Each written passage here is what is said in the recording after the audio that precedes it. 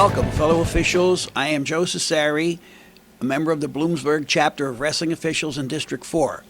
I took the liberty of using this picture of me and my sons Steve, Joe, and Mark because we are proud of our Pennsylvania wrestling legacy. My three sons won 6 PIAA state individual championships, and together with many fine young men that I had the privilege to coach at North Schuylkill, helped us win 2 state team titles. This DVD was made possible through the cooperation of PCN, Dr. Bob Lombardi of the PIAA, and Dr. John Hossage, our state interpreter. Kyle Berger, a referee in District 1 and a member of the Old York chapter, reproduced the clips I selected from the state tournament. I tried to capture some of the great flurries and scrambles. Kyle Berger is a TV production teacher at North Penn High School in Lansdale. This DVD is my attempt to create a tool to help make a better wrestling official out of all of us in Pennsylvania. I have left some of the scrambles and flurries without final decisions on the outcome. You can discuss these at your chapter meetings. Keep in mind, I had the advantage of listening to the mic'd officials and watching these clips hundreds of times. You as an official must make that call in a split second. As I said many times, this DVD is for constructive purposes only. There is no criticism intended. We hope that you enjoy it.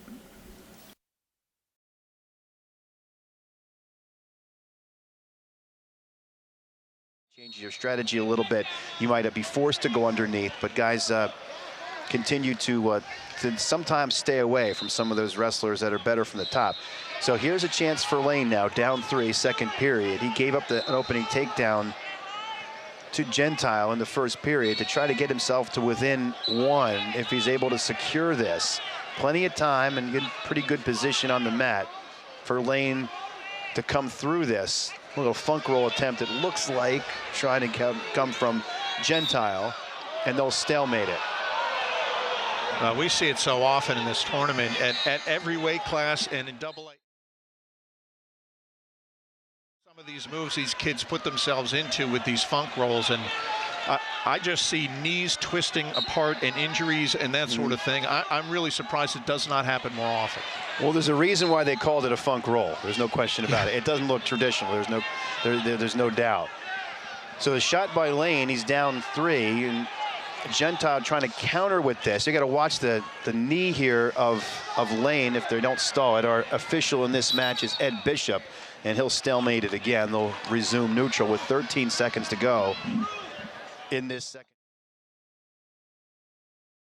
State qualifier for Erie McDowell before transferring to Fort LaBeouf this year. Now these two have a history this season. Masai lost to Lennox last week.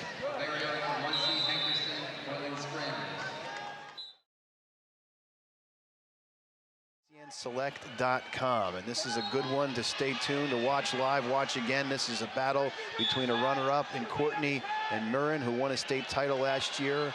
Courtney got him, scores a takedown to go up 3-0. Well, Murrin let go of his leg just for a moment. Courtney felt that and quickly got around to gain control.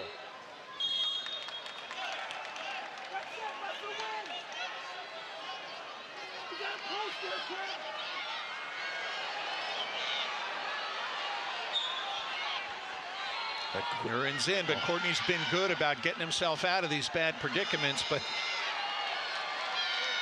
Murrin treetops that leg, is going to try to sweep the other and make sure he can keep Courtney inbounds. 55 seconds to go. Now that it's up and over the shoulder, it makes it very hard for Courtney to battle this other than hop around.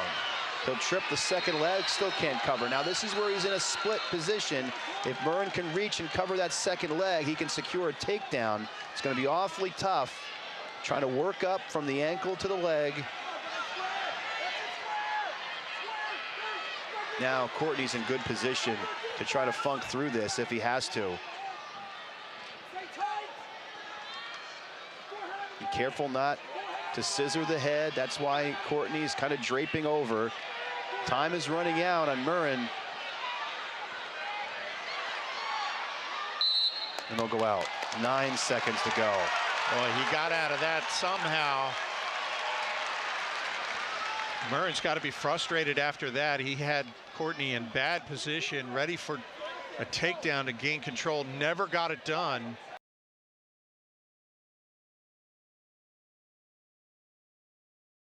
Three and a half.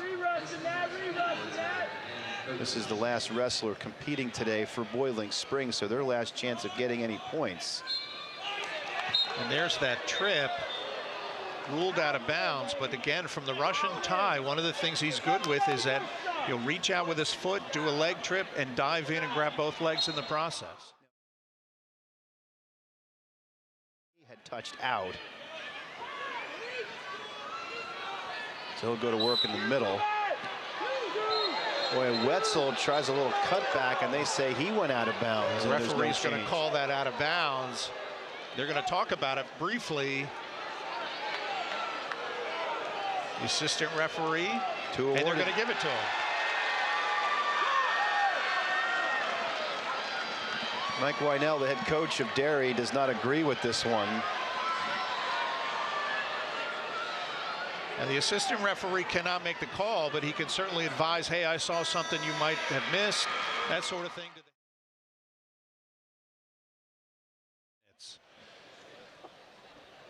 You will not be a success at the college level. No points awarded yet. No points awarded yet. Oh, no, they did. They gave it to Oliver.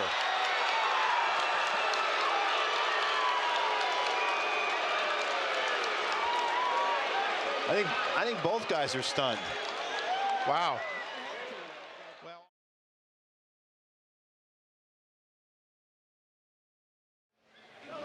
Well, Bolsack winning it last year for South Park, who had 2 in the finals here tonight. Bolsack trying to lock up a cradle, has a takedown secured at the edge. he's got a near cradle locked up, but he's going to try to pull him in and horse him over. Well, he goes with it, goes the long way up and over, and is getting a count. 6-1, wrestling out of Jersey. That also on the 30th. And Blake Reynolds of Greenville was the other loss for Bowen, 7-2. Hoffman's 2 losses this year to Drew Phipps of Norwin. We're going to see him later in the AAA finals, 5-2, and Noah Bushman of Cave Spring, 3-1, both on the 30th of December.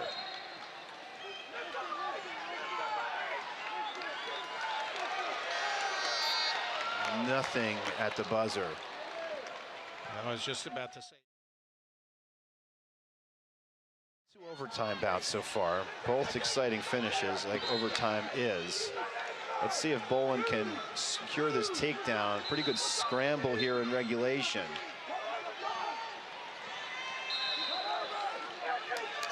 Comes up over that leg. And there is method to his madness, and he's going to come out in decent shape here. Needs to secure that second leg. Back very similar to where he just was. Places that leg back over his shoulder again. Will try to be a little bit more fluid with this scramble. But he's got a clear leg. He's done it. Both legs. Yep, quick, I don't know. Quick takedown awarded. We're back. The takedown is stuck right now, and there's the reversal. So you'd say it's a trade of 2, but the difference here is that Hoffman's in control right now. A quick tilt for a count. He's going to get back points on this one.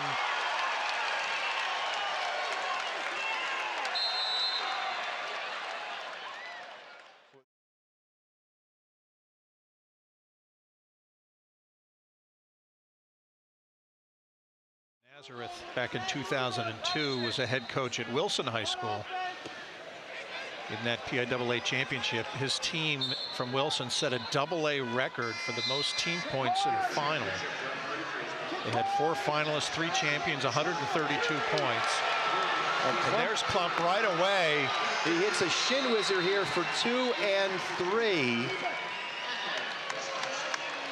And should open up and will open up a 5-point lead in the opening period. It was very close.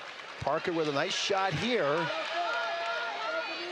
Now, Klebov with his length, this is where he's very tough to handle. Well, Parker's doing the right thing, staying very low on Klebov's leg.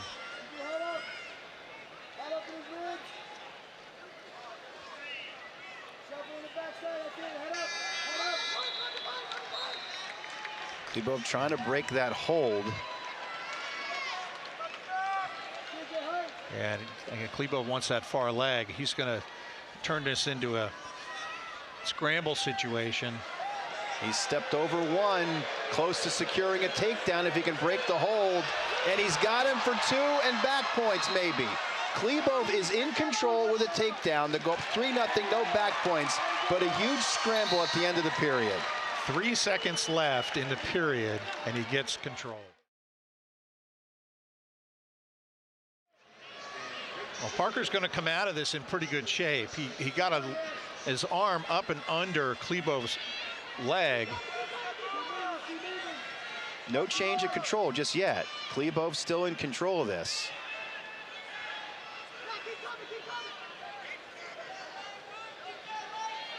We saw a similar scramble earlier in that period, that first period, or second period. Klebov came out of this and earned a takedown. Now he's still in control. What this is doing, however, is just chewing seconds off the clock. If you're Klebov, you're not in such a bad spot right now. I think Parker realizes it and tries to scramble out of it as opposed to earning a reversal, and Klebov goes with him and stays in control. Well, that ate a good 45 seconds or so off the clock. He's not timid with the shoulder. He might even look better than he did. You would never know. Yeah, exactly. You would never know. Now he's going to muscle DeSanto over, but they're going to stop it for potentially dangerous. So no back points awarded. And it had to do not with how he brought him back to the mat, but with the height of that elbow that he had barred.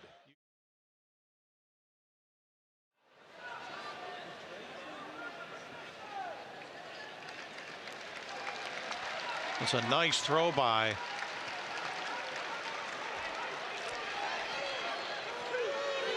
And they're not going to give him any control.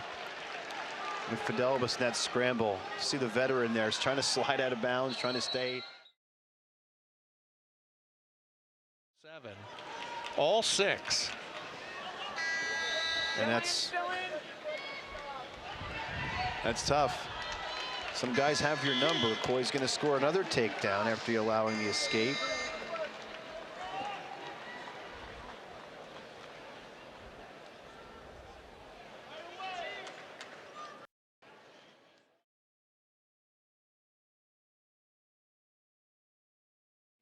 This team, North Allegheny's, won 4 team titles, 87, 88, 89, and 1990. North Allegheny 7th, but with a win here could move ahead of Liberty into 6th place, although Liberty has Andrew Gunning up at 285 to close out the night.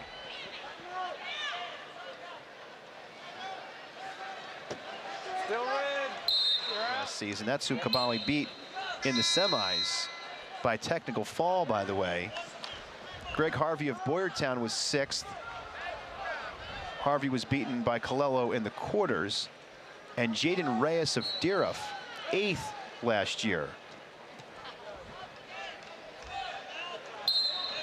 Turned and tilted, and it was just endless. And before you knew it, it was 17-2. I had to check that score again as I was watching that one earlier today.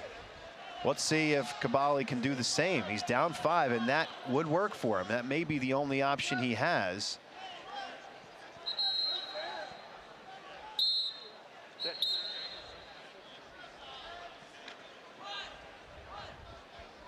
Well, so far, Caballi's done a good job riding Woodley, but no opportunity.